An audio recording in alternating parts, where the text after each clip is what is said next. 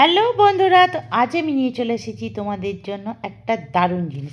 দেখো, এটা একটা টবের উপরে আমি লাগিয়ে ফেলেছি নারকেলি কুল। তো নারকেলি কুল আর আপেল কুল এই দুটো খেতে আমি ভীষণ ভালোবাসি, কিন্তু বাসি বা নরম হয়ে গেলে পরে খেতে একদম ভালো লাগে না। তো তার জন্য নার্সারিতে যখন পেয়ে গেছি ভালো গাছ, তো আমি এনে লাগিয়ে ফেলেছি, কিন্তু মাটি তো নেই। তা বলে কি আমি কুল খাবো না? হ্যাঁ, খাবো।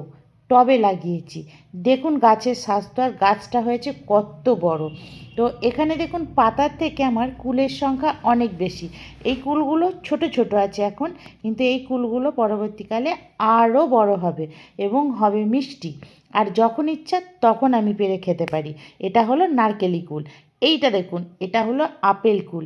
এটা যত বড় হবে আর লাল হবে। এটা দেখুন একটা আছে ক্যারেজের ভিতরে। তো এই ক্যারেজের ভিতরে আমি লাগিয়ে ফেলেছি একটা আপেল কুল গাছ। তো এই কুল গাছটা আমাকে সারা বছরে 3 বার কুল দেয়। তো সেই 3 বার কুল, আর গাছের স্বাস্থ্য দেখুন, আর গাছটা কত বড় দেখুন। তো হয়ে গেছে এখানেও আমার অসংখ্য কুল। তো দেখুন এই কুলগুলো, এই যে কালারটা দেখছেন, এর মাথার উপরে যে কালারটা আছে, সেই কালারটা আস্তে আস্তে আরও লাল হয়ে যাবে, আর এগুলো আরও বড় হবে। তো এই কুলগুলো খেতেও মিষ্টি আর দেখতেও খুব ভালো লাগে।